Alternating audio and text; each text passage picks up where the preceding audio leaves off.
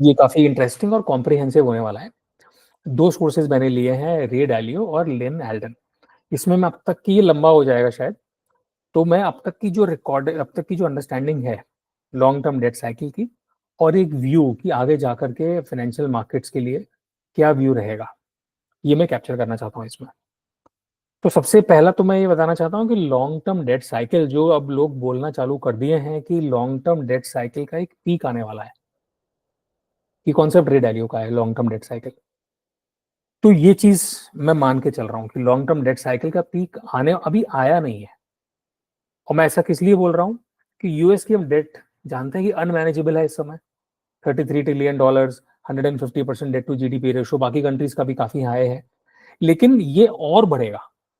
US government अपनी debt को service करने के लिए ही और डेट लेगी, अपनी डेफिसिट फाइनेंसिंग, बजटरी डेफिसिट को ही पूरा करने के लिए और डेट लेगी, तो ये डेट और बढ़ेगी। और लेकिन अल्टीमेटली तो इसको अपनी डेट को रिटायर करना ही पड़ेगा ना, सर्विस करना ही पड़ेगा, क्योंकि ये अनमैनेजेबल होता जा रहा है। तो उसके लिए क्या एंड गेम है, कहाँ, ये एकदम तो फॉरएवर तो नहीं बढ़ सकती ना डेट। तो उसके लिए जो एंड गेम है, जब उस डेट को की डी लेवरेजिंग चालू होती है, वो जो एंड गेम है, वहां पर रे डैल्यू का कहना है कि वो एंड गेम का नाम है डिफ्लेशनरी डी लेवरेजिंग।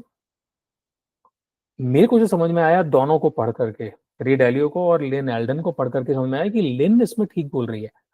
उसने अपना फ्रेमवर्क बाद में बिल्ड किया है रे डैलियो के फ्रेमवर्क के ऊपर, तो वो ज्यादा रिफाइंड है। तो वो बोल रही है कि नहीं, इन्फ्लेशनरी डी लेवरेजिंग होगी, और मैं भी लिन से ही अग्री कर रहा हूँ।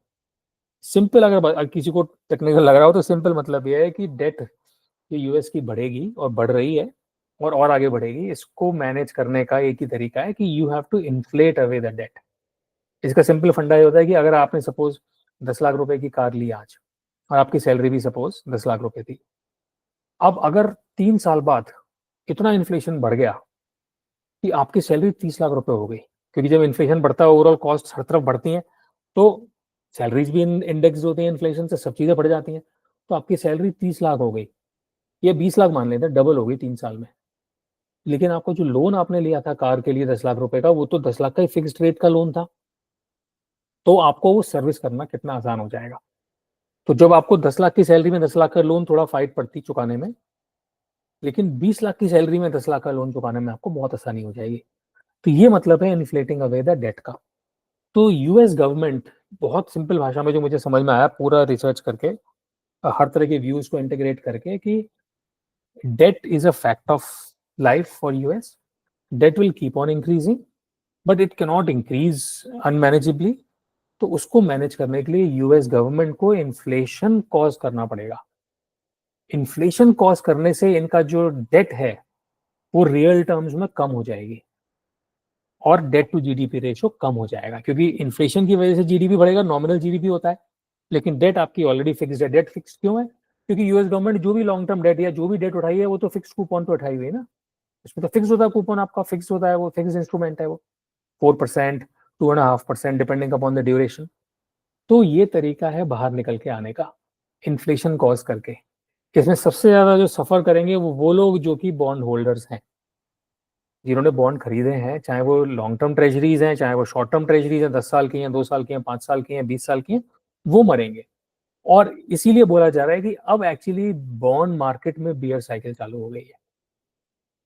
जो 1980s में पॉल वोल्कर वगैरह के टाइम में, रोनाल्ड रीगन वगैरह के टाइम में जो जो बुल मार्केट चालू हुआ था बॉन्ड मार्केट का, अब वो बियर मार्केट चालू हो गया। तो इस तरह से डॉट कनेक्ट होगी, इसलिए मुझे लग रहा है कि चीजें कनेक्ट हो रही हैं आपस में, तो मैं सही सोच रहा हूँ। तो inflationary D leveraging is the answer. होगा क्या उसमें कि फेड इन्फ्लेशन कॉज करेगा, इन्फ्लेशन की वजह से, जैसे बताया, नॉमिनल जीडीपी बढ़ेगा, डेट सर्विस करना आसान होगा। इन्फ्लेशन कॉज करेगा, इसका मतलब है कि इंटरेस्ट रेट्स कम रहेंगे। इंटरेस्ट रेट्स कम रहेंगे, और इन्फ्लेशन ज्यादा अगर है तो थोड़ा सा लॉन्ग टर्म यील्ड्स में इन्फ्लेशनरी एक्सपेक्टेशंस बिल्डअप हो जाती हैं। शॉर्ट टर्म तो कम रहते हैं, क्योंकि फेड कंट्रोल करता है, लेकिन लॉन्ग टर्म वाले ज्यादा जा सकती हैं यील्ड्स। और मेरा व्यू भी है कि 9-10% जा सकती हैं। अभी 4-4.5% पे है 10 ईयर ट्रेजरी। तो यहाँ लेकिन इवेंचुअली मुझे लगता है कि ये पहुंच जाएंगी 9-10% तक, मेरा फोरकास्ट है। लेकिन थोड़ा बहुत फेड जो है यील्ड कर्व कंट्रोल करेगा, क्योंकि उसको जो अपना डेट को सर्विस करने के लिए या अपने बजट को, डेफिसिट को फाइनेंस करने के लिए जो डेट चाहिए उसे मैनेजेबल रेट्स पे चाहिए, तो वो भी थोड़ा सा यील्ड कर कंट्रोल करेगा।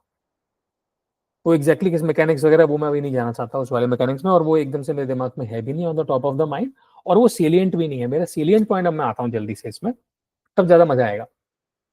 अभी मार्केट क्यों गिरा? लोगों को लगा कि यार पावल के स्पीच से लोगों को लगा कि यार ये लोग तो अब समझ रहे हैं कि इन्फ्लेशन प्रॉब्लम है और इन्फ्लेशन को तोड़ना है, इन्फ्लेशन को अटैक करना है, इसलिए मार्केट स्पूक हुआ। क्योंकि अगर गवर्नमेंट इन्फ्लेशन को अटैक करने लग जाए, गवर्नमेंट और फेड या फेड, तो इन्फ्लेशन को अटैक करने का मतलब है कि इंटरेस्ट रेट्स बढ़ाएंगे वो लोग। और लगा भी, जब पावेल ने बोला कि इंटरेस्ट रेट्स हम 2 ही घटाएंगे, ज्यादा नहीं घटाएंगे अब अगले साल, तो अगर मार्केट को ये लगने लगा कि ये इन्फ्लेशन को तोड़ेंगे और इसके लिए इंटरेस्ट रेट्स को बढ़ाएंगे और ओवरऑल लिक्विडिटी मार्केट से सक करेंगे, तभी तो इन्फ्लेशन कंट्रोल में आएगा। तो that is bearish for stocks. वैसे भी इंटरेस्ट रेट जब बढ़ते हैं तो लोग फिक्स इंस्ट्रूमेंट्स में जाना चाहते हैं, एफडी करना चाहते हैं स्टॉक्स के लिए, स्पेशली स्टार्टअप स्टॉक्स के लिए, टेक स्टॉक्स के लिए वो बियरिश हो जाता है, और लिक्विडिटी भी सकेन होगी तो वो भी बियरिश हो जाएगा। तो ये सोच करके इस तरह का क्रैश टाइप का आया। लेकिन मैं इसमें जो मजेदार बात निकल के आती है वो ये कि अगर हम सिर्फ इस फंडामेंटल डॉट को ध्यान में रखें कि सरकार को अपनी डेट को मैनेज करने के लिए इन्फ्लेट अवे करना पड़ेगा, यानी कि इन्फ्लेशन को उन्हें क्रिएट करना पड़ेगा और बढ़ाना पड़ेगा, वो इन्फ्लेशन को तोड़ ही नहीं सकते। ये मुझे लगता है कि कुछ पॉलिटिकल डायनामिक्स चल रही है पावल और ट्रम्प के बीच में। पावल थोड़ा सा चिड़ा हुआ भी है, थोड़ा सा फ्रस्ट्रेट सा भी लग रहा है। पुरानी वाली मीटिंग में कुछ पूछा गया था ना उससे, do you think your job, he will ask you to leave, will you leave, if Trump asks you to leave will you leave, उसने बोला नो। तो वो एक डॉट मैंने रीड किया कि वो थोड़ा सा कुछ तो अंदर अंदर कुछ डायनेमिक्स चल रही है। हो सकता है जनवरी से, आई डोंट नो कब से फेड का चेयरमैन चेंज हो जाता है, बट जनवरी से गवर्नमेंट आ जाएगी और तब फोकस आएगा इन्फ्लेशन को दोबारा राइज करने में। इन्फ्लेशन राइज होगा, फेड वैसे ही बाहर निकल पाएगा, यूएस गवर्नमेंट वैसे ही बाहर निकल पाएगी डेट स्पाइरल से। ये इसमें एक चीज है बस जिसमें मुझे और व्यू बनाना है, वो ये कि इन्फ्लेशन बढ़ने से आम आदमी प्रेशर में आता है और पॉलिटिशियंस नहीं चाहते ये चीज। तो अभी मेरा ये डॉट कनेक्ट नहीं हुआ है कि फिर गवर्नमेंट क्या करेगी उसके लिए। उसमें मुझे ऐसा लगता है कि अगर इन्फ्लेशन बढ़ रहा है, सपोज अभी जितना भी होगा 3% 4% यूएस में, 3%, इन्फ्लेशन 6% हो गया, 7%, ऐसा हुआ भी है यूएस में, ऐसा नहीं है, 15-15% तक रहा होगा शायद। तो गवर्नमेंट फिर उस केस में ये कर सकती है, एक तो कि मतलब आम लोगों के लिए वेलफेयर स्कीम्स, टैक्सेस कम करना, कुछ उन्हें कुछ बेनिफिट्स, डायरेक्ट बेनिफिट ट्रांसफर्स करना, कुछ इस तरह की चीजें कर सकती है जो कोविड में किया भी, रिलीफ्स वगैरह। और मनी प्रिंटिंग गवर्नमेंट कर ही रही है, तो उसी मनी प्रिंटिंग से इन्फ्लेशन भी होता रहे और लोगों के पास भी पैसा पहुंचता रहे। और फिजिकल पॉलिसी में स्पेंडिंग, इंफ्रास्ट्रक्चर स्पेंडिंग, ये सब कर सकती है जॉब क्रिएशन के लिए। टैरिफ्स वगैरह लगा सकती है ताकि जो चाइना वगैरह में जॉब जा रहे थे, इंडिया में जॉब जा रहे थे, वो यूएस में जॉब क्रिएशन पे फोकस कर सकती है।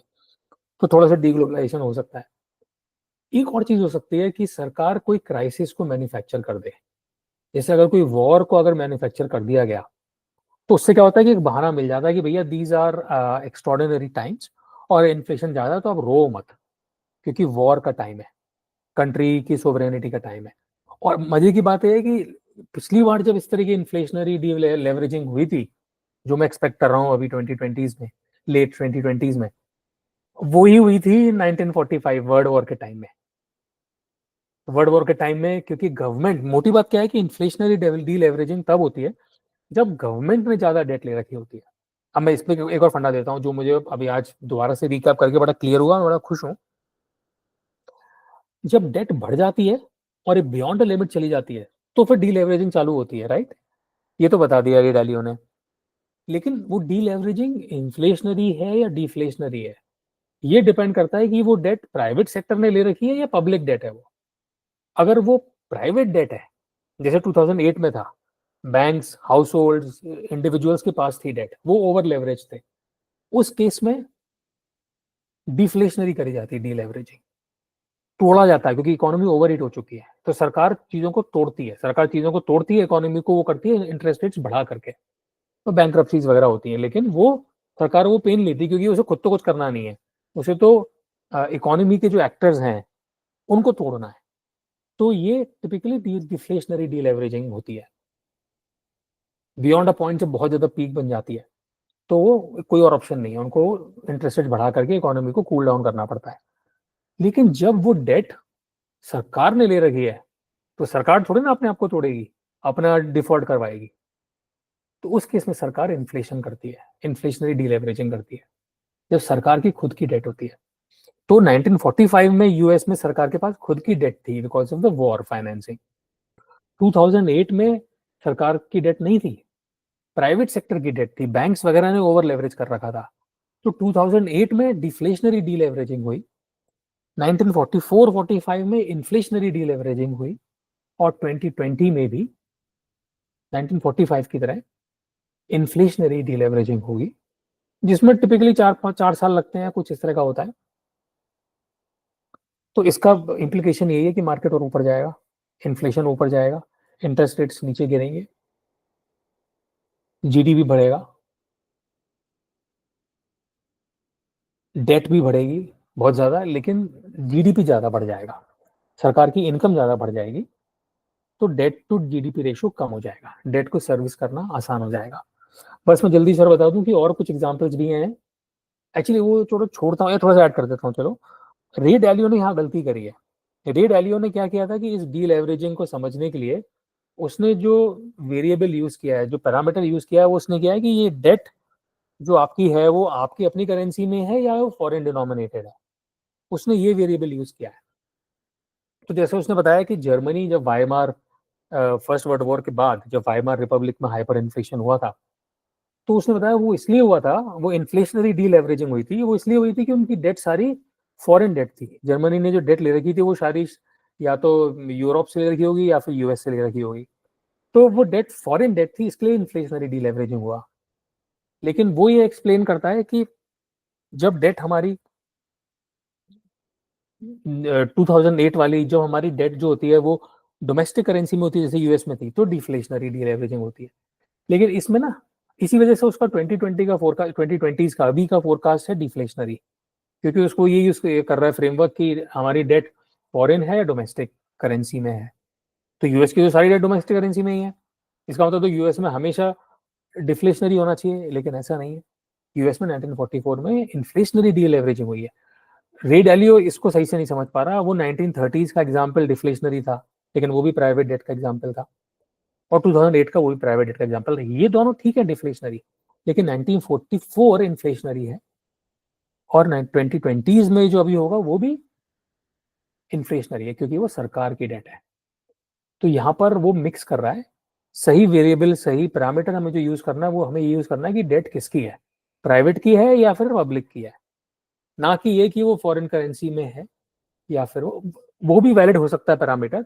बट यहाँ पर हम सिर्फ यूएस की ही अगर बात करें जिसका कि फॉरेन करेंसी में ही है, तो उसके अंदर जो सेपरेटर लगेगा वो ये कि ये डेट आपकी पब्लिक की है या प्राइवेट की है। पब्लिक की जब डेट होती है गवर्नमेंट की, तो डिफ्लेशन नहीं होगा, वो इन्फ्लेशन से ही इन्फ्लेट अवे करेंगे डेट को, इसका मतलब मार्केट ऊपर जाएंगे, जैसे मैंने बताया। लंबा हो गया मैसेज, थैंक यू।